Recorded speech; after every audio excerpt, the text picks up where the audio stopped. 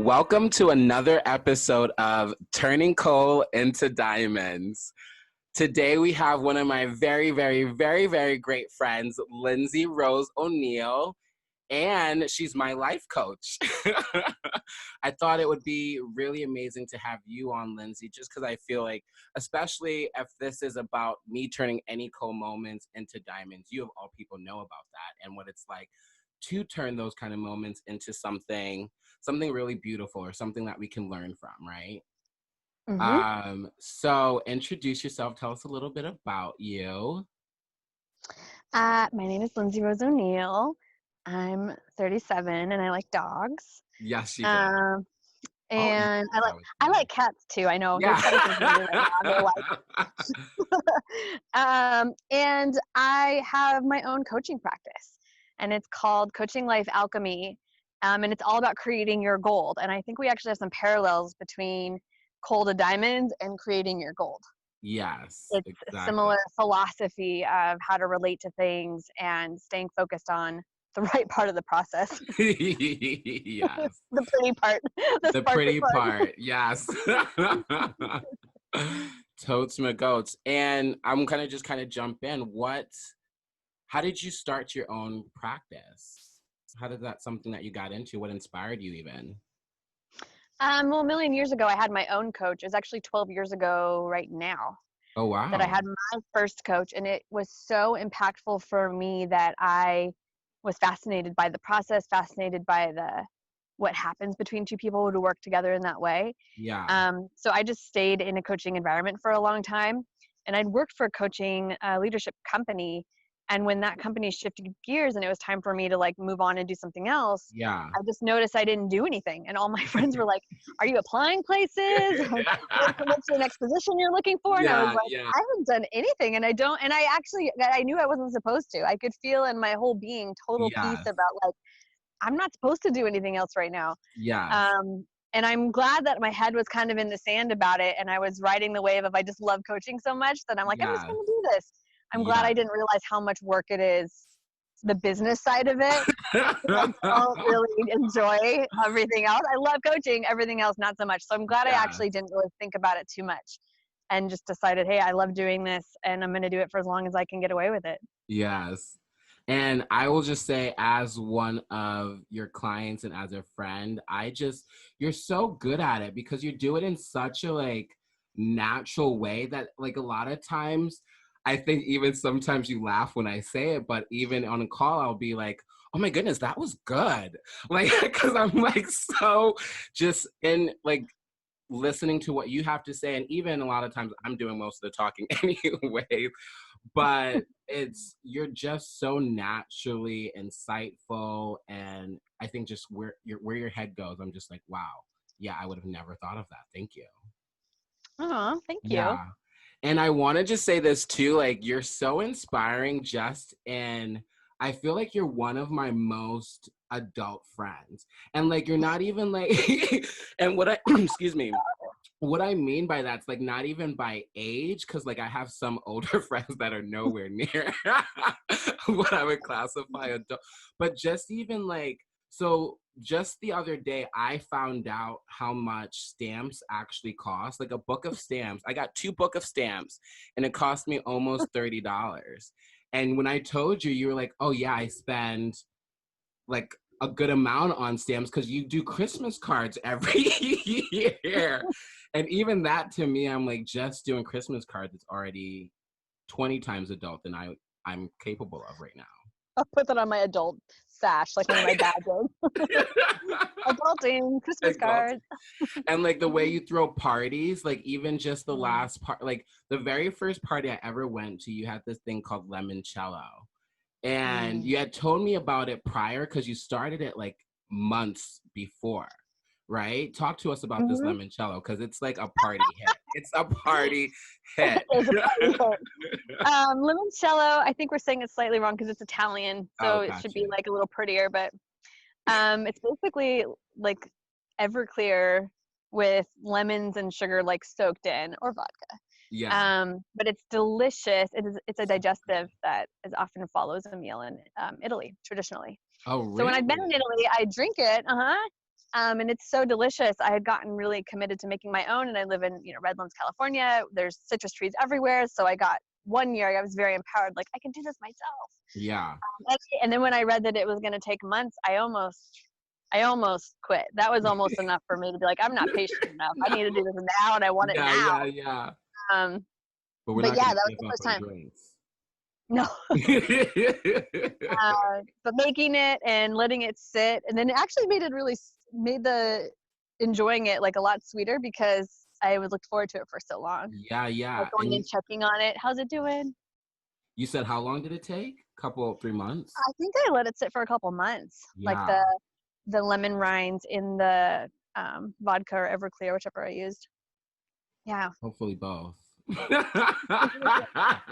Hopefully. Yeah, it was a party hit. Yeah. And I think that party might have gone a little sideways too because I hadn't explained to everybody what it was, because you usually drink it in like these little cups and like Yeah. and Yes. maybe you were one of them. Some people had it like a full-on cocktail, like Yes. they're I had a cup. I'm like, man, I don't feel so good. Either that or like, I'm feeling great. Yeah. Like, oh yeah, because you drank a bucket of limoncello. And is that the party that somebody got engaged? I believe so. I Yeah, think so. my friend You got somebody drunk enough to get engaged. They weren't even drinking. It was the rest of us. They weren't. They were just sober. But I think they actually just loved each other. They just loved each other. Oh goodness. Yeah. Oh, it's so good. Yes, but one of the things that was so that was just such a beautiful party, regardless of the limoncello. And I feel like just seeing, and you have a backyard, you have parking. Not only do you have citrus trees in Redland, you have parking and yards. I know. But it was just so beautiful to see the amount of work and detail that you put. That to me is where I was going. Like, that's an adult. Like, I have parties and I bring, I get napkins and hopefully there's enough chairs for everyone. Gotta start somewhere, man. Yeah. That's the first step, right? Yeah. Awesome. So getting back to just coaching, and you talked a little bit about what inspired you to start it. What are some of the, I guess, those cool moments that have maybe gotten in the way, or maybe you've questioned? How did you overcome them? Especially because I feel like one of the things that I love about you is that as much as you're a coach, you get coaching, you know what I mean? And that's something that you have always talked about getting out of your own head, getting out of your own way. Boy, there's so many things I could say. I think for me, some of the things I've struggled the most with are when I think a lot of people make up about coaches, or maybe it's just my perception, but oh, coaches have something figured out, or life should be good, or things should be easy, or something about having the bar being really high about how I should either behave or feel or react or live my life. Yeah. Oh my goodness. And not just values and principles, but somehow I should have some expert level of control over things. Versus no, I'm still a human. Yeah. And for a long time, I had so much shame and guilt about how I would struggle with things. And how am I struggling in my relationship, or how am I struggling with my weight, or how am I so unforgiving of things in my life while I'm coaching people, and wrestling with does this mean I'm a crap coach? Does this mean I'm a hypocrite? Does this mean what does it mean? Yeah. And it took me a really long time to kind of come to terms with what I want to decide it means. And it was also really, in the same way, it was really challenging to see other people who are coaches, posting things on their Instagram or their Facebook, I get up at 4 a.m. and I have this every 3 minutes planned routine all the way through 8:57 p.m. where I meditate for an hour and then do 10 push-ups. I don't live like that. So when I see other people either in radical, hypey joy or really rigorous lives, and I'm like, oh crap, that's not me. like a lot of struggles with just meaning, like having that mean something bad about me or undermine my gifts as a coach. Yeah. That's awesome to hear you say that, because I feel like that's something, no matter where you're at in life, people can really resonate, because I can totally even relate to that in the comedy sense of like seeing, just in comparison, I feel like comparison is really the biggest, like, what do you call it? Uh, what's that French word? The saboteur. That's what I was going, the saboteur. uh, but just in the, because like I think especially a lot of times in comedy, people, even in my real life, or I don't, not that it's separate, but just like when I'm hanging out, people expect me to just be funny or whatever, and it's like, you know, sometimes I just have a crap day. Like there was one show specifically where one of my work managers showed, and this was when I was very at the early stages of comedy, he showed up to my show, not because of me, but he knew somebody else. And I had gotten in trouble at work earlier in that day. And he like brought up, like he literally like yelled at me as if I was at work again. And then I like, they're like, and Gerard Cole.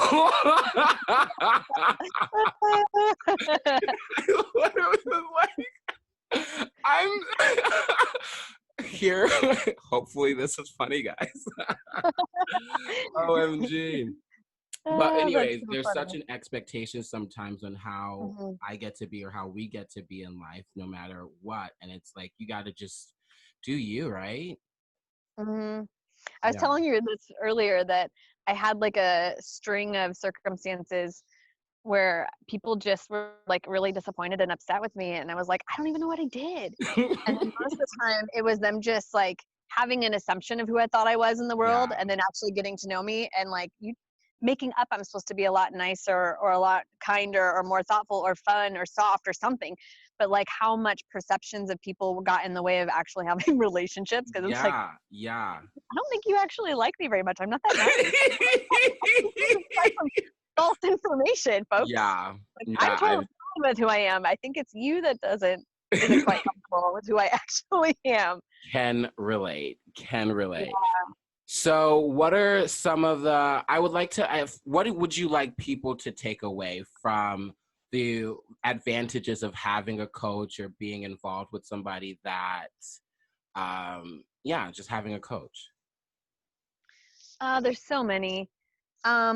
One basic is doing anything that invests in yourself sends messages to your whole being that you matter and your life is important. So that it's like voting for yourself. So just the act of having a coach and the act of being about your life, it doesn't even matter what you fill that in with, already elevates who you are and how you relate to you that you can't pretend to do. And then past that, a coach is phenomenal because it's just the minimum, it's another set of eyes on your life. And most of us don't, like most of us like try to do things alone, or the people we invite in to see the problem have their own agenda, whether they just want you to get over it or they have their own solution, which is different than you having like kind of more light shining on the thing and then choosing the best answer. Still owning it, not like relying on somebody else. And for me, like I've coached somewhere around 2,000 plus people at this point. Like the experience I have, the things that I've learned, like all of the gift that is to other people is like we can collapse time. So rather than you wrestle that bear for like another 6 months to a year, let's do this in a week. Like I can move you through that so you don't spend your whole life in which fire am I putting out, but you can use the tools and skill set to like thrive and actually be about what you really want versus always trying to survive. Completely. I love that. And I can definitely, attest to all of that. Being a client, I feel like there's so many. I think this just happened earlier today because we had a coaching call today where I was kind of listing off some things that worked or didn't work or whatnot. And then you were like, oh, well, let's touch on this because there might. And it was just something that I was just saying so like kind of just casually, and you were like, well, I think there's something here, and not even like really poking at it, but I was like, okay. And I was like, oh snap, like I totally see where this maybe doesn't support. So that extra set of eyes is really so beneficial, and even I would say scary, because when you said the extra set of eyes, I was like, ooh. Yeah. Um, yeah, and I would definitely say for me, one of the things, because you've helped me with like relationships, talking to my mom about something, like taking the, ooh, that's not cute. Did you guys hear that? I got a phone call. I literally tested to make sure that nothing would come through. Oopsie.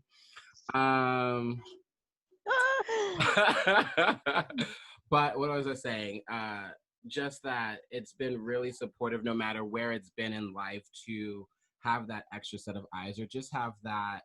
And one of the things that you do so well is because we are friends and you are my coach, I had never feel like there is an agenda. There really is always something that, like, it's like you said, shining that light and getting to choose rather than even reacting from what it is that I want, or, you know. Mm-hmm. That's awesome. What has gotten you to that place? Yeah, what's gotten you to that place to be able to be so insightful? Because that's something, like I said, I'm really so inspired by you. Thanks, man. I don't know. I don't know. It just feels like some of it is I think it's my skill set, like the gifts I was born with, you know, Yeah. and caring about people and being able to see some core truths and spot assumptions. Yeah. And then past that, it's just a ton of experience. Like I've been doing this for over 10 years, and I've had expert mentors. I mean, you know, the people like Lisa, Lynn, my dad is a phenomenal coach. I've been Yeah. surrounded by people in this conversation that it feels like such a gift to participate, and it makes it easy to translate it into other people. And I love it. Like, I think that's part of it too. Like, because I love it so much, it's something I want to be good at. It's something I want to Yeah. invest in. It's something that like I Yeah. do in my free time, you know, like. Yes. And Yeah. I'm also really fortunate that I mean, when I worked for WorldWorks, I met some like you, like I initially met you in a coaching environment and then later we became friends. Yeah. And so I have a lot of practice in kind of compartmentalizing my relationships so I can serve in the role, like what role am I in right now? Mm-hmm. So Mm-hmm. I feel really fortunate that I have from the beginning practiced that so much that it's kind of second nature now to be like mindful of my role. Yeah. So I can still like have friends and be my own person and like be a Yes. wonderful like guide to somebody, and then also have my own meltdowns. And developing the space for all that has been Yeah. probably one of my biggest like cold to diamond processes. Oh I'm my super goodness. Awesome. proud of. Can you touch on how you got into that process, like that cold to diamond? Yeah. um I think for a long time it was just like noticing how many expectations I had of myself and how unbearable it was to hold such shame around like Mm. supporting people, and then also having such a hard time in my own life with certain Mm-hmm. things, and just realizing like it can't, like part of me had it just so clearly, like it can't be both ways. Mm. It can't be that I can support people with this and then also my life looks like that, like Yeah. that, whether it's like I had a terrible breakup or gained a Yeah. bunch of weight or felt like my finances were suffering, or you know this Yeah. stuff that happens. Yeah. um, and I actually had one of my really good friends, she's also a coach, named Charlotte. She was like, look, Lyndsay, it's just true. It's just true that you can be a good coach and also spend half your day in your pajamas. What is I'll go back a little. I lost you for a second. oh, okay. We did hear the pajamas part though. I love Yeah. that. She's like, what do those things have to do with each other? And I realized like, yeah, those are actually not overlapping. Those are exclusive. And from that point on, it just gave me all this space of like, yeah, it doesn't really matter. I can be great at this, and I can do that, and I can do this, and it doesn't matter. Like, not from a place of like backdoor or like being off the hook, like, because I really, really honor my integrity and walking the walk. I don't ask anybody to do something that I'm not willing to do. For sure. But that's different than having an expectation of like perfection. Yes. That it's like, no, I'm still a human. Yeah. And that actually opens up way more space to like laugh at all the human things that happen, and like, can you believe that I'm here again? Or like, yeah, because it's, the whole point isn't to control and prevent hard things from happening. It's how I'm relating to it. How I'm relating to it is how I create my goal. That's how I can ensure that there's a diamond at the end of it, versus like, you're just pushing this bucket of coal around forever, you know? Hoping that it turns to a diamond. Hope something happens. It's been in my pocket for a long time. Maybe I'll just put it on a ring and just see if it's like, no, there's actually some steps. There's some things that you got to contribute to it to have the result. The journey is the point. You and I have talked about this. Like, oh wait, I think for a second you thought it was about the result, but no, it's the journey. Exactly. And not in like the destination, journey, whatever cliche thing, but like really it's who I am in it that matters. That's the gift. Yeah. For real. You guys hear it. You guys see how good she is. OMG.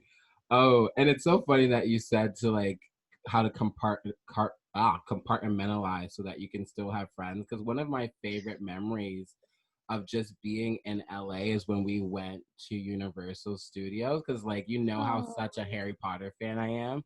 And I hadn't gotten a chance to go in such a long time. And it was just such a fun, like, you are one of my greatest friends. Like, I really love it. And I love our relationship. And I'm so appreciative of having you in my life. So thank you.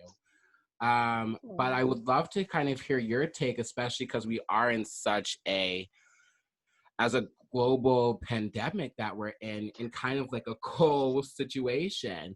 What are your thoughts, or do you have any words of wisdom on how people can kind of get through this time, on anything that can support them, what's been supporting you? I've asked like 12,000 questions in one. I like it. Let's pick the one I feel like. I like it. So I think I can offer a couple things. I think part of it is giving yourself the space to have your own experience, and not like just being really mindful to have your own experience and let it be your own experience, even though it's part of a collective experience. Yeah. Like, because some people are home and they're sick, and some people are home and they're stressed out. Other people are home. Like yesterday, my roommate and I like tie-dyed t-shirts in the backyard. It was a blast. Yeah. nothing says like mid 30-something ladies, or quarantine, like 30-something ladies tie-dyeing in the backyard with the cats. Yeah. Anyway, but everyone has different, I think everybody has different things blossoming in this time. And some of it is through pain, and some of it is through opportunity and joy and fun. Yeah. But everyone's like all, like if you think of all of us humans as seeds, everyone's being watered right now, and it looks differently for different people. So just let the thing that wants to occur through you happen, and not compare it like, well, my neighbor is suffering, so I should be suffering. Yeah. Or like, I feel guilty about having a good time, or I'm struggling, but they're having a good time. I'm not going to build up resentment, like, just focus on the thing that's been handed to you. And if it's hard, be gentle with yourself. If it's joyful, enjoy every moment of it. Like staying connected to what wants to occur. And I think staying in this moment, because it's not going to stay this way. So focusing on what is available to you right now, so nobody looks back and be like, oh man, I wish I would have this, or why did I waste my time, or just things that are going to undermine your own personal power. Like just staying connected to like, you can do whatever you want to do. So what are you going to feel good about at the end of the day? And that's a different answer for everybody. For sure. And how's that been for you? Because you even you got the beauty of celebrating a birthday during quarantine. I did. Right at the very beginning too, where it was like, at least for me too, it was like, I wanted to be there, and I was like, I'm so like, do I not care enough? about the quarantine. If I do go, do I not care enough about you? If I don't go, you know, like, do I chance it was back at the beginning when we were still like, didn't have Zoom yet, you know? You're like, wait, what? Yes. Yeah, back when we were still actually making choices. You know, I've had a great time, and I feel really fortunate that I already work from home. Yeah. So that certainly is in my favor. Yeah. And like my roommate Tori and I just actually were talking about how like this corona thing is really going my way. Like, and that kind of sparked this conversation about like, is that bad? Is that wrong? What do I do with that? But ultimately they're like, yeah, like, let's just enjoy it. Like, no matter how joy comes to us, why not experience it and receive it? Because we're not going to create more joy by pushing it out, you know? Yeah. But I've been having a good time. I've been coaching a lot and grateful to be of service in this time, because I don't think there's a lot to accomplish, but I do think there's a lot of like knots to untangle. Yeah, totes my goats. I definitely have felt that way with, because in career wise for me, there's not, I mean, I've definitely enjoyed this podcast experience, and it's been like, guys, I've like cried so many tears of joy. Actually, today was the first day that I got to see my podcast on iTunes, because that was a whole experience. So now I'm officially on iTunes and all of that. So that was really, oh my goodness, I'm on iTunes. And there's still like so much to like work on or untangle, you know what I mean? Like, I'm not really sure what's going to happen in the next 3 or 4 months. And I still feel like for me, we've gotten a lot of work done and there not being a lot going on around me, which I'm so grateful for. And you're also lucky you got a boyfriend that you're quarantined with. I know, that helps. That helps. That definitely helps. So you got the animals and you got a little boyfriend. 2 cats, a boy, a Logan, and a Tori. Yeah, there you go. Yes. More than me, even the animals. Well, you know this, but like, I'm an only child. Yes. So like, in some ways I'm like, I've been preparing for this quarantine my whole life. Like, I've been keeping myself busy. I'm really happy alone. Sure. Like, I'm not often bored, you know, like, that's I'm actually fine. very true. I hadn't ever thought of it like that, because we've definitely relayed on the growing up an only child thing. And so I'm like, actually, this is just my life, or this was talking to myself, having play Monopoly alone, you know, do anything. Totally. It's crazy to me. It's like, that's more comfortable for me. And now I'm like, I'm with like 2 people all day, every day. Like, I've never been with people more than I am right now in quarantine. Yeah, that's so true. It's such a paradox of an experience of like isolation, but I'm like with people. Like, it's not comfortable. But they're 2 of my favorite people, so I'm pretty stoked about it, but still. That's awesome. Yeah. And then let me ask you this, because I've always wondered what your take is. I don't know if I've ever asked you this. What would you say the difference between coaching and like therapy be? I know there's like a technical difference, but to me, coaching is like in the here and now and moving forward, and it's co-creating. Like, I'm working with people to help them see what it is that they want and find their own answer. And like, I offer, like, I'll stir the pot and like offer like brainstorm and stuff like that, but I don't just tell people. In therapy, they can tell you like, hey, this is what's wrong, this is what you need to do. And therapy is mostly history related, looking backwards, rearview mirror work. Got it. And I think they both have some like space where they overlap, because humans are humans. But coaching is way more about opening a possibility. Awesome. Awesome. And then one of the last things I'll ask before, totally unrelated to coaching, what are you most excited about outside of quarantine? Like, what is the first thing like you're probably gonna spend your day doing? Well, I do have a plane ticket to Hawaii and a plane ticket to Japan, just sitting ready to be used. So those are around the corner. And then more like the practical day-to-day, like physically going into my yoga core HIIT class. Right. Oh my goodness. I was just I'm joking looking with forward you to that. this morning that I'm like, I've already joked in my very first intro episode, so you guys have already seen the the evolution. But today I was like, I think I need to go for a jog. Like this is just this inside only business is kind of I can't. But so Hawaii and Japan, are those dates already set, or are you just kind of waiting to quarantine's over, you're just jumping at one of them? They are set, but obviously flexible. So Yeah. yeah, Yeah. Have you been I'm to either excited. one already? Mm-mm. Oh wow, so first. I Okay. know. I I know. I've been to 48 states. I just have Alaska and Hawaii left. So I'm like very committed. I got to check Yeah, these yeah, off.